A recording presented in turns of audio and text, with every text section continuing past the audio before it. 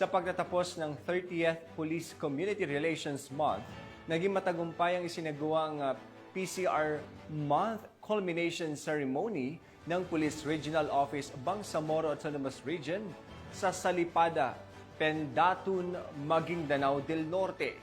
Pacho Woman Veronica Lagi sa balita. Pagtatapos ng pagdiriwang sa 30th PCR Month, isang matagumpay na 30th Community Relations Month Culmination Ceremony ang isinagawa ng Police Regional Office Bar sa Salipada kay Pendatun, parang Maguindanao del Norte, nito lamang ika-31 ng Hulyo taong kasalukuyan. Pinangunahan ni Police Brigadier General J. Senesi de Guzman, Regional Director ng ProBar, katuwang ang regional staff, stakeholders at aktibong dinaluhan ni Attorney Fad A. Candao, Regional Director ng Napolcom BARM na nagsilbi bilang panauhing pandangal. Sa naturang seremonya, binigyang pagkilala o parangal ang mga kapulisan at organisasyong naging katuwang sa pagpapatupad ng mga makabuluhang programa at aktibidad na tumutugon sa pangangailangan ng komunidad sa pamamagitan ng paggawad ng Plaque of Recognition.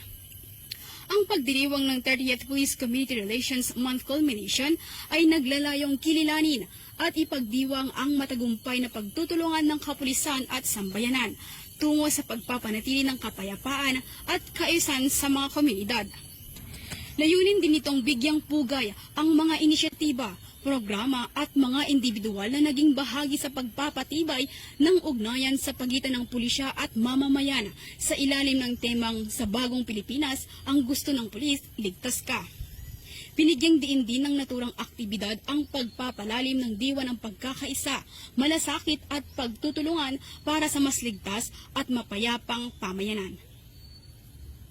Mula rito sa rehiyon ng Bangsamoro, ako ang inyong Police News Network Correspondent, Patrol Woman Veronica Lagi, alagad ng batas, tagataguyod ng Balitang Pulis.